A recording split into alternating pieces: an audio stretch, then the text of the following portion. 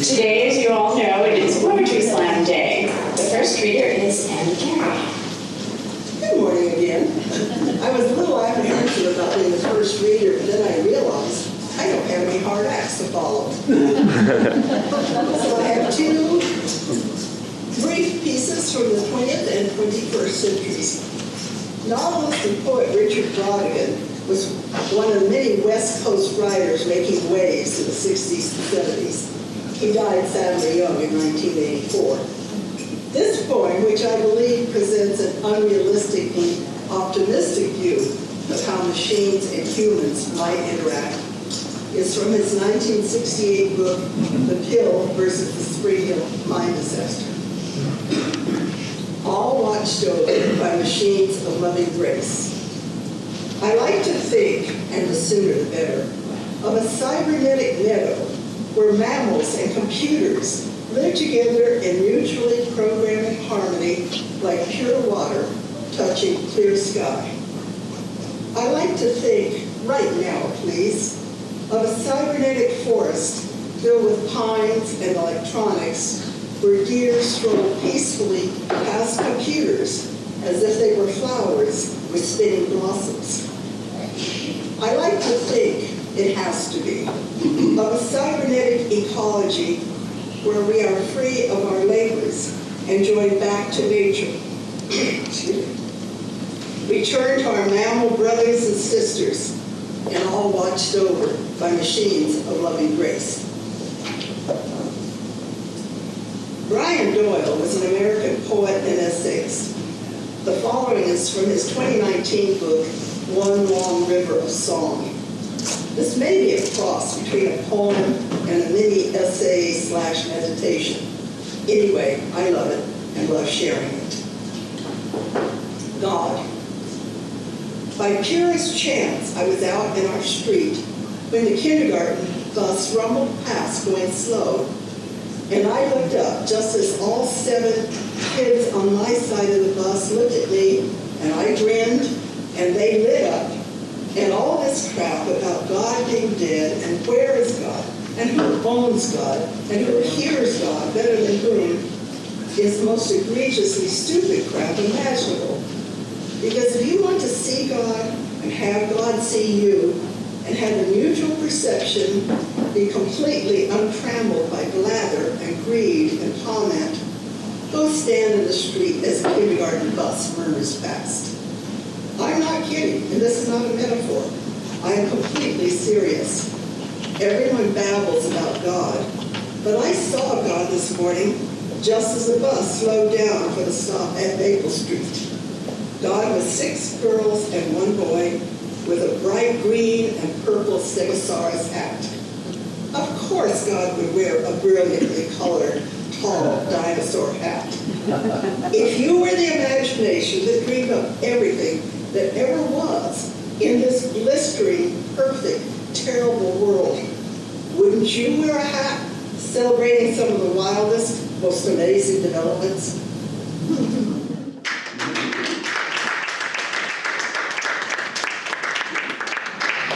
Thank you, Anne. Our next reader is Darius.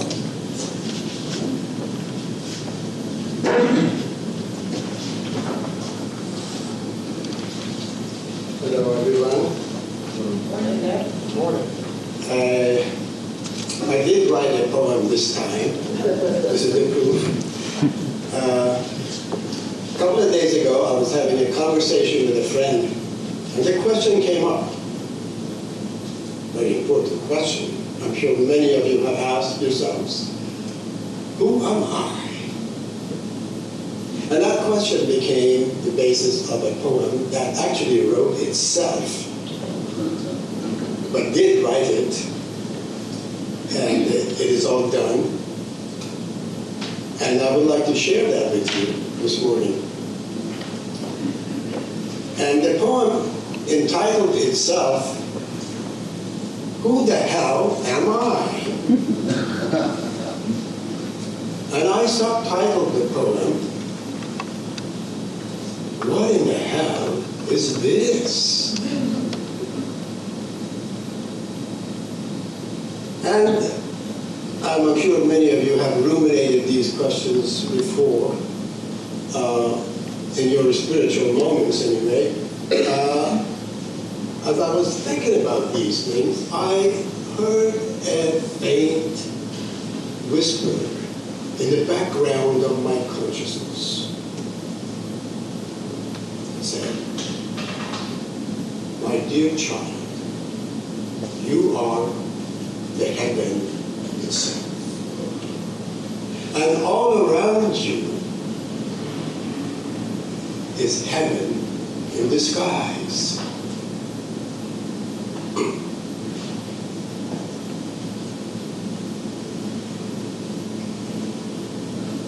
You are a particle in the field of love, in the nuclear field of love, a particular manifestation of the Spirit itself.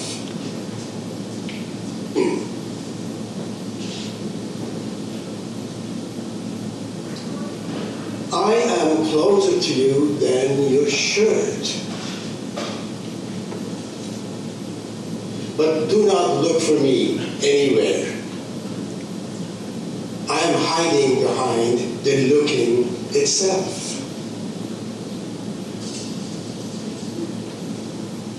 And I am closer to you than your skin.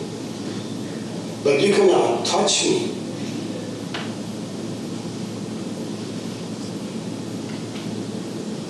I created you as in my own image.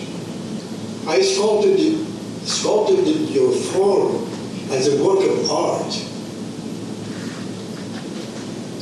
Your form is an aesthetic manifestation of grace.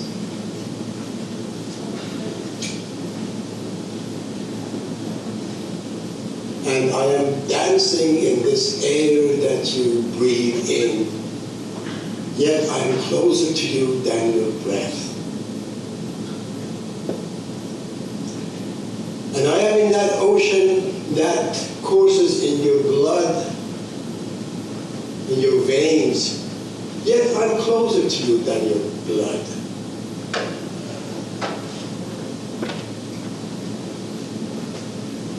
At this point, I'd like to pause and share with you a little poem that I synchronistically run into as this poem finished itself. And this poem is by Emily Dickinson, a gem of a poem. And in that she says, "I am nobody. Are you nobody too? Well, that makes a pair of us. Don't tell anyone. They will banish us. You know, it is so boring to be somebody. Like a frog, all day long, announcing its name to an admiring bog." Now back to the main poem. Not my poem, because like you, I am a nobody. And nothing belongs to me. I don't even own myself. But then the question arises, who does own me? What do I belong to? You see, sincere questions beget sincere questions.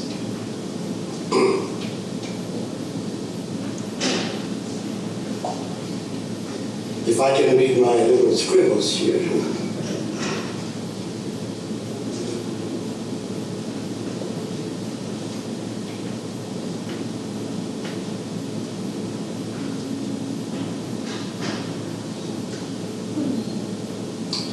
But if I drop my self-image, the meanness of me, then am I here, the divine hum, that cosmic whisper, reverberating in the stillness of my consciousness. You are a hologram, of divinity, an incarnation of grace. And if I abandon the multiplicity of imaged selves, I may feel that I'm a fractal extension of the one. As I learn to give up that notion of me as a separate self, then I may melt into this immensity and become a fragment in the dance of infinity.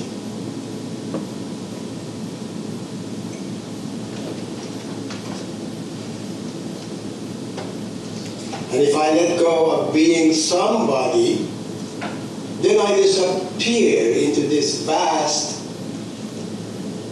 velvety vast, and become a fragrance in the song of eternity, which is forever whispering to me, my dear, no matter how small you become, you're still my beloved child. And yes, like you, I pray to be and become a no one, and always embedded in the one, perpetually immersed in that oneness.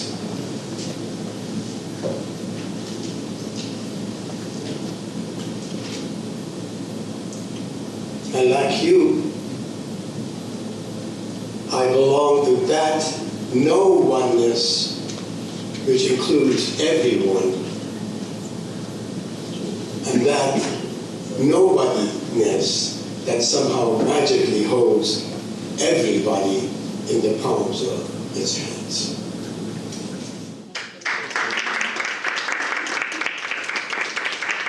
Thank you, Darius. Our next reader is Vanessa.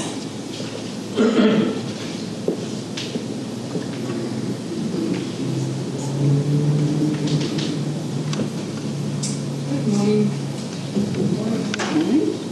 I wrote 2 little poems. Wrote the whole book, but we're going to do 2 little poems. And this one, it's hard to decide which, but anyway, Doggies is the title of this poem. Doggies like to walk the park, have lots of space to run. They need to be upon a leash. They pull, tug along. Owners tire before they reach the home where they belong. Great Danes speak to Dachshunds. Collies talk to Cairns. Scotties act like Snooty, even when it rains.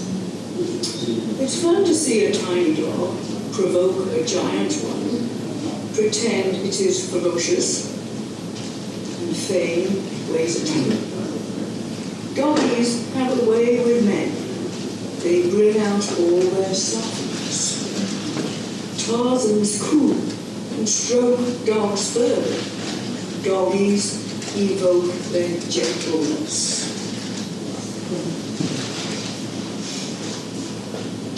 The next one is the Sierra Mountains. I'm sure some of you have been to the Sierra Mountains. Moon, moon, never too soon. Sleep, sleep, never too deep. Sun, sun, adds to our fun. Red columbine, will you be mine?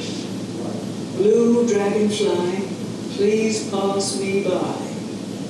Pine, pine, not too much rhyme. Shooting star, look from afar. Grass, grass, soft but sparse. Lupin, lupin, do not mind me stooping. Cone, cone, I will take you home. Hot rocks, dry my socks, please. Lake, lake, what a view you make. Shadow, shadow, across the meadow. Ripple, ripple, like many a dimple, brook, brook, babble over the rock, pool, pool, oh, so cool. Sage, sage, sat the stage, bark, bark, some light, some dark, wind, wind, not always kind. Breeze, breeze, could bring a sneeze. Birds, birds, you have your own words. Ant, ant, what do you want? Flower, flower, designed by God's power. Gooseberry, gooseberry, your thorns do not fool me. Chipmunk, chipmunk, you have so much spunk.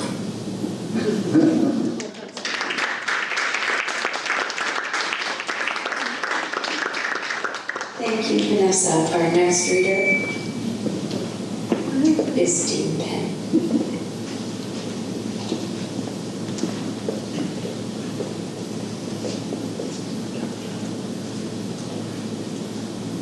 I picked two poems to share today that are Christmas poems, but not perhaps the usual Christmas poems. Both of them have been set to music that I love. This first one is by Robert Louis Stevenson, who you might know as the author of Treasure Island and The Strange Case of Dr. Jekyll and Mr. Hyde. And I came across this poem, Christmas at Sea, in an album by Sting, which I thoroughly recommend. It's called All on a Winter's Night. It has some wonderful music in it. And I'd never heard this poem before, but it just gives a different angle on Christmas. If you can imagine being on a sailing ship in a storm.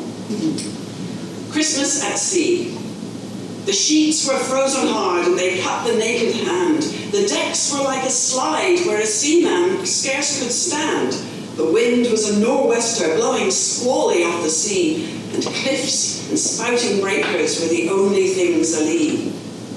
They heard the surf a-roaring before the break of day, but 'twas only with the peep of light we saw how ill we lay. We tumbled every hand on deck instanter with a shout, and we gave her the main topsail and stood by to go about. All day we tacked and tacked between the south head and the north. All day we hauled the frozen sheets and got no further forth. All day as cold as charity, in bitter pain and dread, for very life and nature we tacked from head to head. We gave the south a wider berth, for there the tide race roared, but every tack we made we brought the north head close aboard. So as we saw the cliffs and houses and the breakers running high, and the coast guard in his garden with his glass against his eye. The frost was on the village roofs as white as ocean foam. The good red fires were burning bright in every longshore home. The windows sparkled clear and the chimneys volleyed out, and I vow we sniffed the victuals as the vessel went about. The bells upon the church were rung with a mighty jovial cheer, for it's just that I should tell you how, of all days in the year, this day of our adversity was blessed Christmas morn, and the house above the coast guards was the house where I was born. Oh, well, I saw the pleasant room, the pleasant faces there, my mother's silver spectacles, my father's silver hair. And well I saw the firelight like a flight of homely elves go dancing round the china plates that stand upon the shelves. And well I knew the talk they had, the talk that was of me, of the shadow on the household and the son who went to sea. And oh, the wicked fool I seemed in every kind of way to be here and hauling frozen ropes on blessed Christmas Day. They lit the high sea light and the dark began to fall. All hands to loose topgallant sails, I heard the captain call. By the Lord, she'll never stand it, our first mate Jackson cried. It's one way or the other, Mr. Jackson, he replied. She staggered to her bearings, but the sails were new and good, and the ship smelt up to windward just as though she understood. As the winter's day was ending in the entry of the night, we cleared the weary headland and passed below the light. And they heaved a mighty breath, every soul on board, but me, as they saw her nose again pointing handsome out to sea. But all that I could think of, in the darkness and the cold, was just that I was leaving home and my folks were growing old. And the second one, this is one that this afternoon at 4:30, the alumni of the St. Cecilia Choir will offer a piece that's been done every year by our girls' choir. It's Benjamin Britten's Ceremony of Carols, and it's a series of poems in archaic English, 15th century and before, accompanied by harp, with a procession in and a procession out. It's a really beautiful piece, and I was very honoured to be allowed to be an honorary alum and sing with them. And it's a piece I haven't sung since I was in college, and it's difficult. There's some really difficult music the way it's been set. It's a great challenge, and it's just wonderful to sing. And this poem is by Robert Southwell in the 16th century, and it's the one that the girls traditionally always like the most. It's the most fun to sing because it's fast and exciting. And it's called This Little Babe, and it uses words, 16th century words that are military words, so you can just get your head into that space if you can. And it's This Little Babe.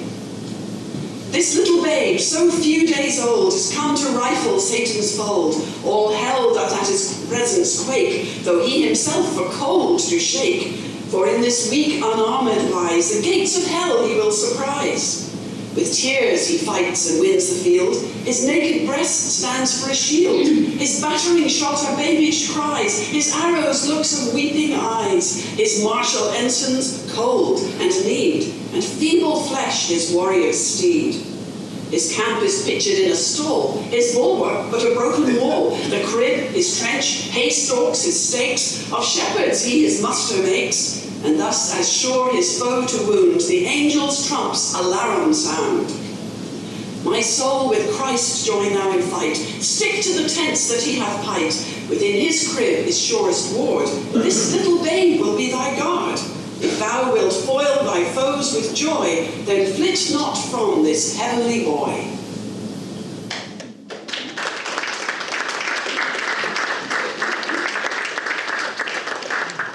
Thank you, Dean Penny. Our next reader is Karen Carey.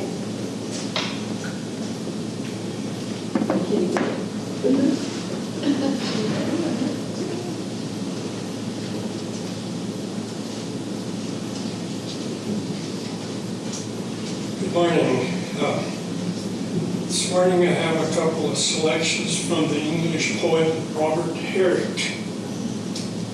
Robert Herrick was a clergyman and vicar of Dean Prior near Ashburton, Devon, in the English countryside from 1629 to 1647. My two poems are short ones from a volume titled Hesperides, and was published in London in 1648. The poems in Hesperides are four kinds: amatory, pastoral, occasional, and epigrammatic. Sort of against the stereotypical idea of a country vicar, many of the amatory ones are sharp love lyrics to his supposed mistresses, one of whom is named Julia. It is unknown whether these mistresses are real or fictional. I like his poems because they're mostly lighthearted, rhythmic, and colorful. Here is one that sort of serves as an introduction to the Hesperides volume. It's called The Argument of His Book. I sing of brooks, of blossoms, birds and bowers, of April, May, of June and July flowers. I sing of maypoles, hot carts, wassails, wakes, of bridegrooms, brides, and of their bridal cakes. I write of youth, of love, and have access by these to sing of cleanly wantonness. I sing of dews, of rains, and piece by piece of balm, of oil, of spice, and ambergris. I sing of times trans-shifting, and I write how roses first came red and lilies white. I write of groves, of twilights, and I sing the court of Mab and of the fairy king. I write of hell, I sing and ever shall, of heaven, and hope to have it after all. And here's one of his Julia poems. It's called Upon Julia's Clothes. When as in silks my Julia goes, then methinks how sweetly flows that liquefaction of her clothes. Next, when I cast mine eyes and see that brave vibration each way free, oh, how that glittering taketh me.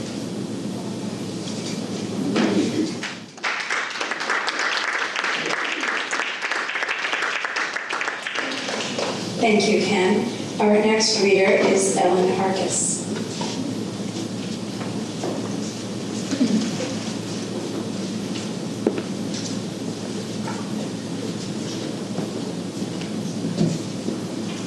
Well, my poems are frighteningly contemporary and secular.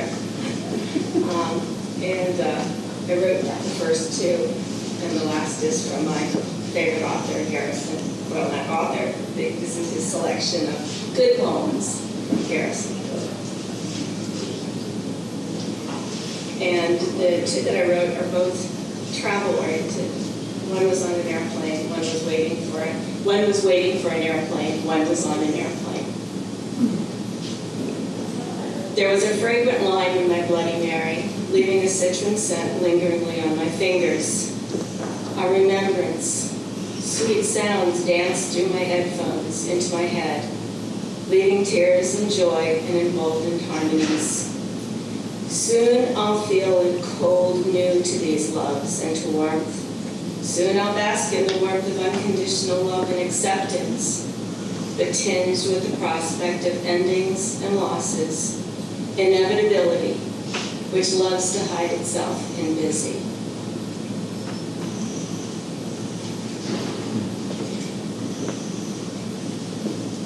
And this one was on an airplane. $87.50 an hour is what I get for sitting here for the 4 long hours it takes to get from Midway to Oakland. And it is every bit as hard as sitting from breakfast to lunch in a meeting where incompetence reigns, or listening to an employee grant about how they aren't being given the opportunity to excel as they know they could. How they aren't, that they could if only I'd let them. Or trying to write a document that everyone knows better and have ripped apart time after time before. And I know that if you're a PG&E employee trying to repair a power line in a storm, or if you are cleaning up the wound of a cancer patient in a hospital, you're thinking sarcastically, poor you. And you are right. What can I say? I should be so grateful, giddy even, but all I want is to be there home, in my own bed, free from this stuffy silver tube.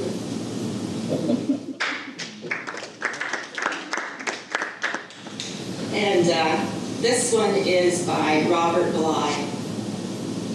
The day the minister ran off with the choir director, the little stiffs felt some gaiety in their arms. Spike pitchers threw their bundles higher on the load, and the county assessor drove with a tiny smile. Actually, the minister's wife felt relieved that morning, though afraid too. She walked out by the slough and admired the beaver's house, partly above water, partly beneath. That seemed right. The minister felt dizzy as the two of them drove for hours. Country music and the loose ribbon mingled in his mind with the Song of Songs. They stopped at a small motel near Bismarck. For the threshers, the stubble was still dry, the oat dust itchy, the big belt needed grease, the loads pulled up to the machine. This story happens over and over, and it's a good story.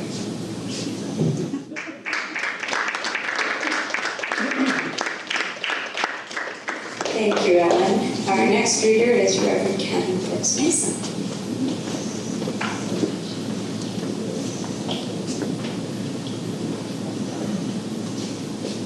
Thank you. Well, Meg's sermon this morning includes the importance of us focusing on joy in our lives right now during this season, so thank you for that. And I'm dedicating this poem to my clergy colleagues who often on Sunday mornings probably feel the same way that I do sometimes. It's called I'm Not Going to Get Up Today. Please let me be. Please go away. I am not going to get up today. The alarm can ring, the birds can peep. My bed is warm, my pillow's deep. Today's the day I'm going to sleep. I don't care if kids are getting up right now all over town. I'm the kid who isn't getting up. I'm staying down. All around the world they're getting up, and that's okay with me. Let the kids get up in Switzerland or Memphis, Tennessee. Let the kids get up in Alaska and in China. I don't care. Let the kids get up in Italy. Let the kids get up in Spain. Let them get up in Massachusetts and Connecticut and Maine. Let the kids get up in London and in Paris and Berlin. Let them get up all they want to, but not me. I'm sleeping in. I've never been so sleepy since I can't remember when. You can take away my breakfast, give my egg back to the hen. Nobody's going to get me up, no matter what he does. Today's my day for woozy snoozy, ziz zaz zuzz. You can tickle my feet, you can shake my bed, you can pour cold water on my head, but you're wasting your time, so go away. I'm not going to get up today. In bed is where I'm going to stay, and I don't care what the neighbors say. I never liked them anyway. Let them try to wake me. Let them scream and yell and yelp. They can yelp from now till Christmas, but it isn't going to help. My bed is warm, my pillow's deep. That's the day I'm going to sleep. Today's the day I'm going to sleep. I don't choose to be up walking. I don't choose to be up talking. The only thing I'm choosing is to lie here woozy snoozing. So won't you kindly go away? I am not going to get up today. You won't get me up with a strawberry flip. You won't get me up with a marshmallow dip or a pineapple butterscotch ding-dang-doo. My tongue is asleep and my teeth are too. You can try with dogs and roosters. You can try with goats and geese.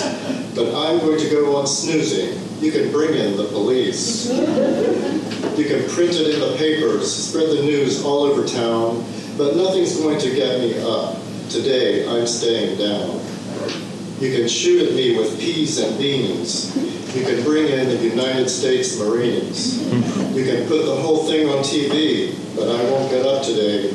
Not me. Nothing's going to get me up. Why can't you understand? You'll only waste your money if you hire a big brass band.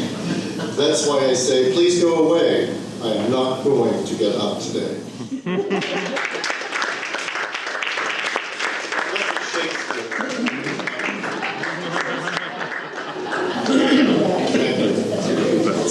Thank you, folks. Our next reader is Gary Owen.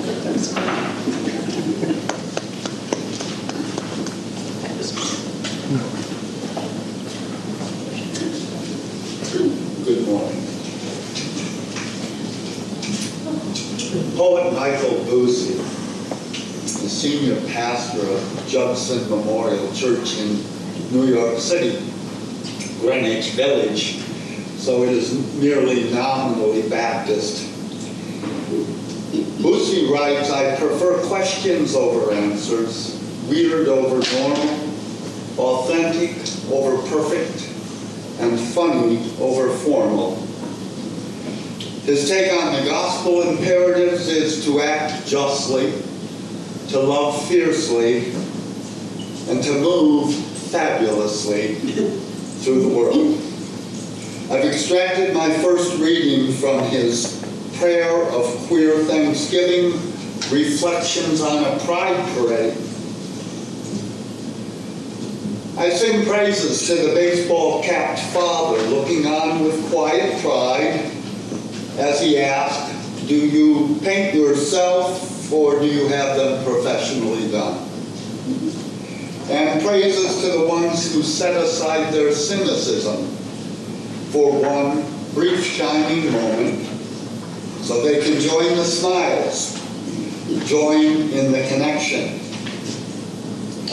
We are a rainbow and we are a cloud, born of color and tears, of triumph and tragedy, feeding the arc of a moral universe that has trampled us, even as we decorate the damn thing and teach it how to bend.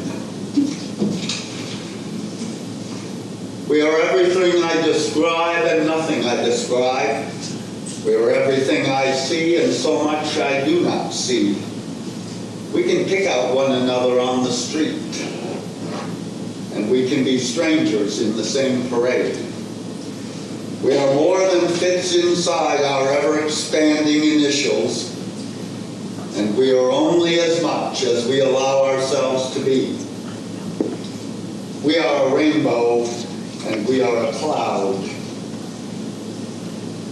I sing praises to our gift of family recognition, and until all families bend to the love of difference, until this country bends to the love of family, I sing praises to our growing familial cloud.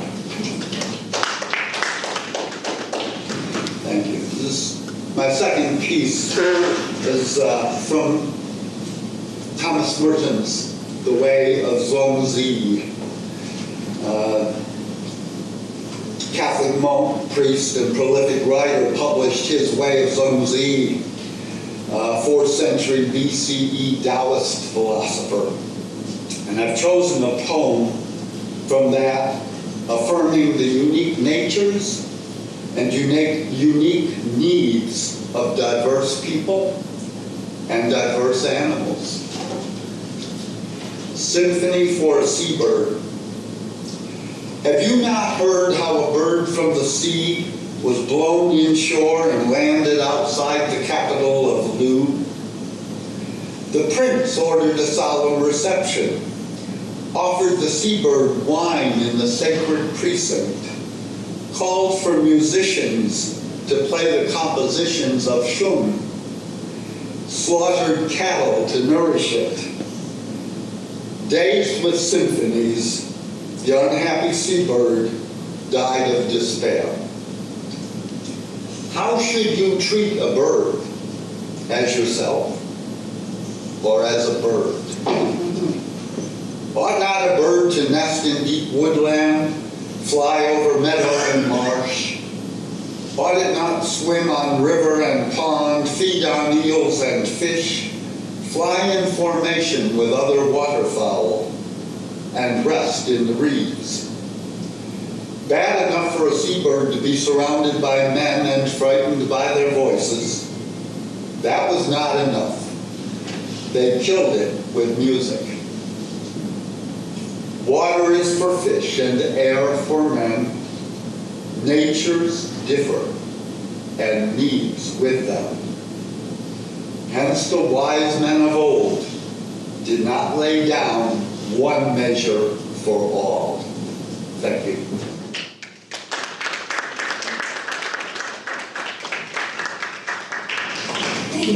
Excuse me. Thank you, Gary. Our next reader is Sherry Soretsky.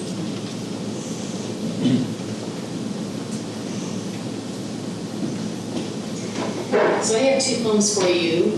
The first one, we had a son that dealt with addiction issues for about 5 years. And so He's been sober for 3. And so I just now started going back through the poetry that I wrote during that time. So this is called Hope and Fear. I remember a time when my son's being was overtaken by ungovernable resonance, anger, obsession, and addiction. Camped by the fire in his brain, whispering lies in his fog. No one understands. You are fine. You need to break out. He sat in a detox facility after receiving a DUI, agreeing to a 5-day stay, but screaming obscenities over the mention of a 30-day rehab. I was overtaken as well. Fear set up residence. I don't think she meant to drive out the other inhabitants, but her crying was disruptive and they retreated, leaving her alone. I talked to him daily and prayed 3 words, give him sense, over and over. On the 4th day, he yelled that he was leaving and the tears flowed in my voice. I begged and pleaded and he hung up. That night, sense stole in, quietly. She was wise and waited for the unruly residents to become inebriated from the leftover vodka. She put out their fire and locked them in the closet while she cleaned up all the broken bottles. When my son called that morning, he apologized and said he was only then able to think clearly. A door opened for me also, and hope strode in. Fear embraced her, no longer alone. Hope promised to sit with her even when fear was crying. From then on, hope and fear never left each other. Fear would whisper in my ear, be aware, when something looked out of place with my son. Hope would send me to him to say, I love you, son. Are you okay?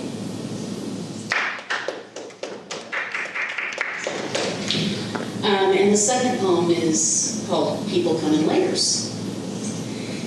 People come in layers. They're oft not what they seem. As we look upon the outside, unblemished and pristine, we see only the surface without a second look.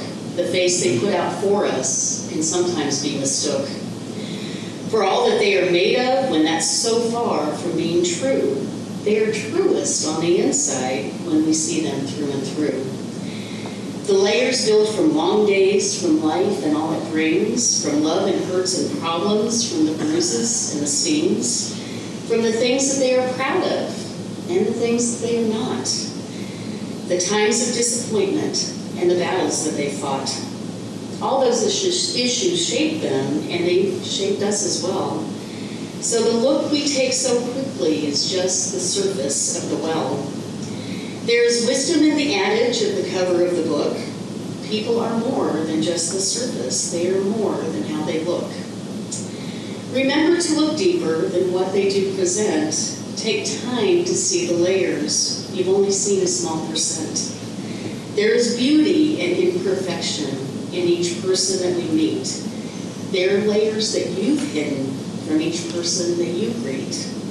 Give the grace as you look deeper than the exterior disguise. You need to look much harder. You can't see them with your eyes. Hold judgment in the moment on what they have exposed, and give time to see the layers before your heart is closed. Thank you.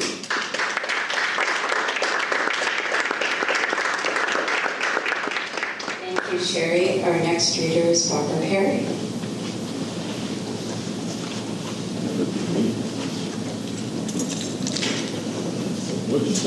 Well, I'm trying to follow in the footsteps of Reverend Richard Hope's excellent sermon on light in the darkness, and how even in, whether it's environmental or personal darkness, there can be transformation and redemption. The first poem is by Robert Hayden, called Those Winter Sundays. He grew up in an African-American home, very poor district in outside of Detroit, where his father was a manual laborer and received, pittance of reimbursement for that work. In a very discordant home environment. Those winter Sundays. Sundays, too, my father got up early and put his clothes on in the blue-black cold. Then with cracked hands that ached from laboring a weekday weather-made, banked fires blaze. No one ever thanked him.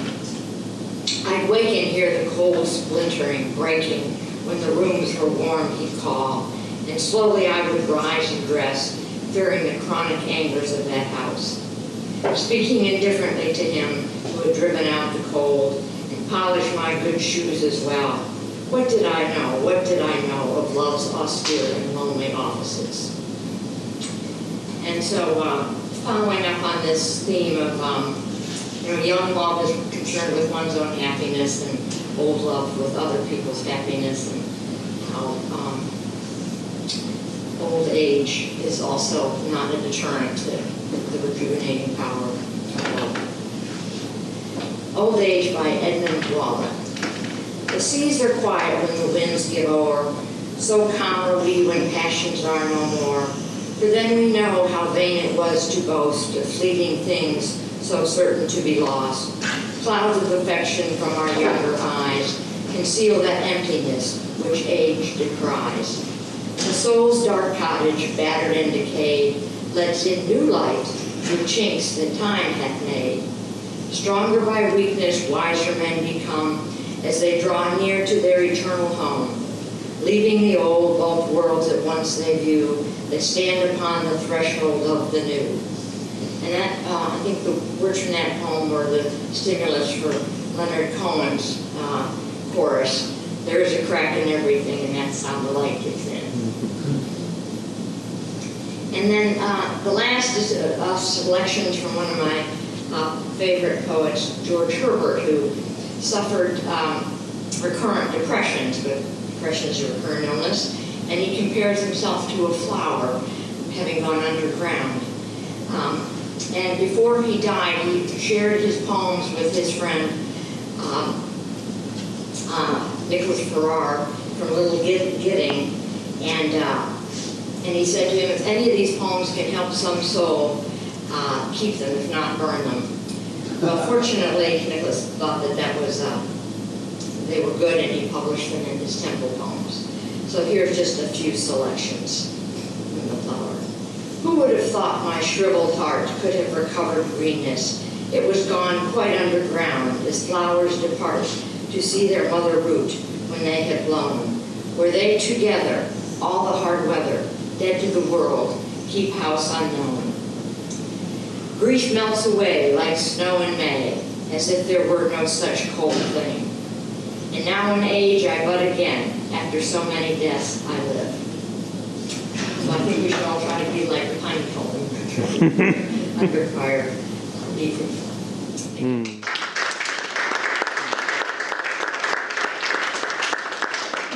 Thank you, Barbara. Our next reader is Robert Bryant, who is a recently retired and relocated priest from Portland. Welcome. Yes, thank you. I just retired in February after being 20-year rector of the parish of St. John the Baptist in Portland, which actually used to be the cathedral, so we got that cathedral connection going. And one of the joys I had during my ministry there was to work very closely with our music director, who, besides being an amazing operatic tenor, is a prolific published composer of almost any genre you could think of music. The only problem is he's not a lyricist. And since words are my thing, we decided to pair up and make a team, and we've written a number of hymns, some of which have been published. We did a 9-movement Pentecost cantata on the fruit of the Spirit. But our biggest project was a full-length musical on the life of our patron parish, John the Baptist. And it took us 4 years to do it, and it was finally produced October a year ago, called The Voice of One. So I'd like to share 2 of the songs from that. I won't sing them. But if you'd like to hear the music or even see the video of the final performance of that premiere, it's on thevoiceofonemusical.com. Just go thevoiceofonemusical.com and press the media. The first one is a lullaby that's sung by John's mother, Elizabeth, at his birth. You remember the story of John's miraculous birth. His parents, Zechariah and Elizabeth, very old, too old for children. And Zechariah has a vision in the temple where an angel appears and says, you all will have this child and you name him John. The only problem was that at his birth, all the neighbors assumed that he would be named after his father, Zechariah. And Elizabeth says no. So there's some friction there between her and the neighbors. And in the show, she takes a moment apart at that moment to sing a little lullaby to her baby, pondering over the power of names. And to write this, I did a little research on the meaning of the Hebrew names of the characters, which you will hear. It's entitled, What's in a Name? So I'm Elizabeth, and I have a baby. Your daddy had a vision, and it said, name this child John. Our neighbors have opinions. They say, name this child Zach. You have a life ready to unfold. And I wish you could say, name me this. What would you say, my dear little one? Name me for my dad. Zechariah is great. It means God has remembered, and it's never too late. Or what would you say, my dear little one? Name me for my mom. Elizabeth is nice. It means God keeps a promise at whatever the price. I wish you could tell me, my dear little one, what name will proclaim who you'll grow up to be. In a life full of labels, sometimes we can't see the you that you are, whether he, they, or she. So what if I said, my dear little one, unexpected names bring us to a new dawn. That means God has been gracious, and the name shall be John. Shall be John.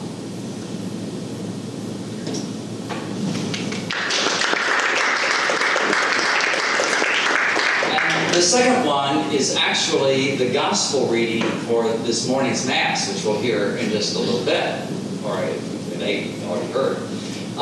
It's the story from the Gospel of John where the priests and the Levites are sent to grill the adult John the Baptist on who he is, claims to be, and by what authority he's preaching and baptizing out in the desert.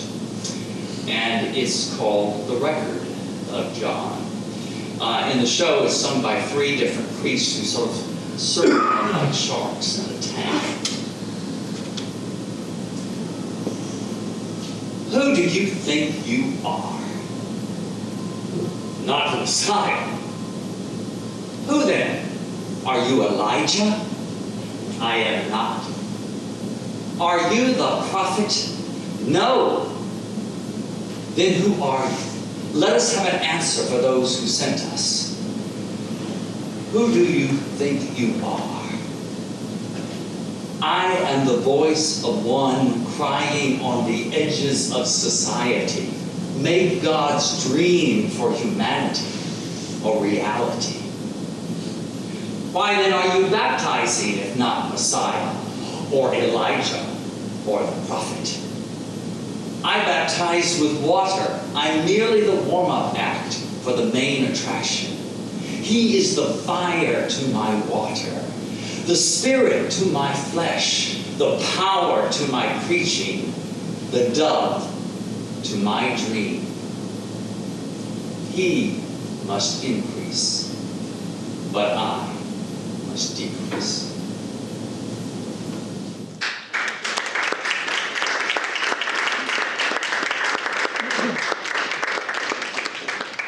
Thank you, Robert. Our next reader is Mary Bowman.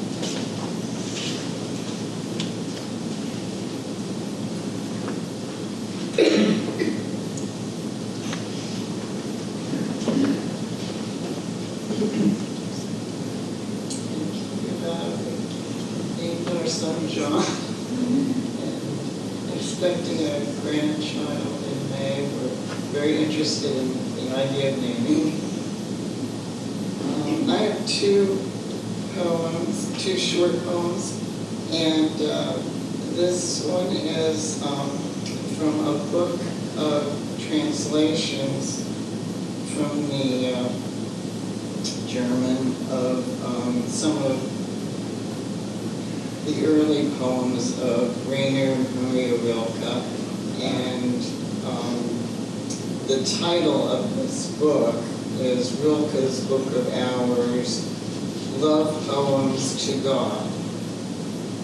Excuse me, could you lower the mic so we can hear you better? Oh, sorry. Thank you. The name of the book is Rilke's Book of Hours, Love Poems to God. That they translated some of his early poems, and this one being from his group called the Book of Pilgrimage.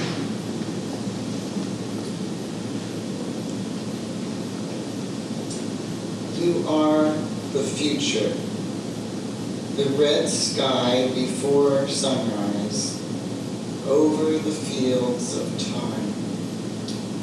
You are the cock's crow when night is done. You are the dew and the bells of matins. Maiden, stranger, mother, death. You create yourself in ever-changing shapes that rise from the stuff of our days, unsung, unmourned, undescribed, like a forest we never knew. You are the deep innerness of all things, the last word that can never be spoken. To each of us, you reveal yourself differently. To the ship as coastline, to the shore as ship.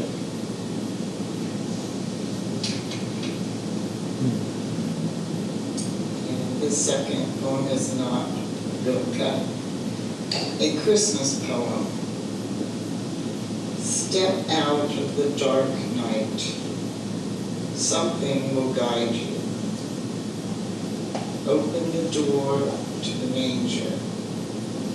See the ox and donkey in humble peace. The shepherds' faces, each part of the event. The king's faces, they have made the journey. Joseph protecting the infant, Mary caring for him. See the face of God, newborn.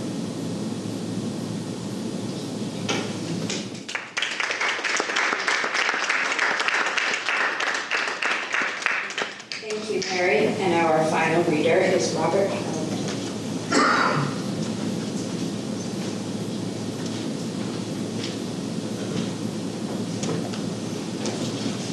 How many musicians are here? How many triplets? You know when you see triplets on a page, what they sound like? Do triplets for me. Go ahead. That's John Donne. And what you're going to hear right now is how he uses triplets in this very famous poem, twice. Batter my heart, three-person God.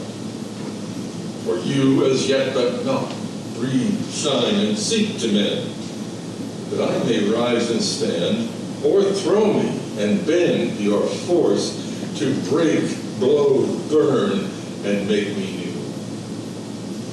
I, like a usurped town to another do, labor to admit you, but oh, to no end. Reason, your viceroy in me should defend, but is captive and proves weak or untrue. Yet dearly I love you and would be love fain. But I am betrothed unto your enemy. Divorce me, untie me, or break that knot again. Take me to you, imprison me, for I, except you enthrall me, never shall be free, nor ever chaste, except you ravish me. Well, it's a poem that meets up with a lot of resistance because of its rape imagery these days, but that's the way John wrote it, and he meant it deeply, from the 16th century. Our second selection comes from the 19th century, from Ralph Waldo Emerson's Self-Reliance. It's a very short paragraph. And it's not technically a poem, but it is so beautifully poetic that I couldn't resist it, especially if you've read Peter Boland's book. How many of you read Peter Boland's book? Anybody? Is that me? He's not here, is he? How do you spell his name? We can apologize to Peter later. Anyway, Emerson writes this: trust thyself. Every heart vibrates to that iron string. Accept the place the divine providence has found for you, the society of your contemporaries, the connection of events. Great men, women too, have always done so and confided themselves childlike to the genius of their age, betraying their perception that the absolutely trustworthy was seated at their heart, working through their hands and predominating in all their being. If you think that's not poetic, right, isn't it? And we are now adults, says Ned, but adults, and must accept in the highest mind the same transcendent destiny, and not minors and invalids in a protected corner, not cowards fleeing before a revolution, but guides, redeemers, and benefactors, obeying the almighty effort and advancing on chaos and the dark.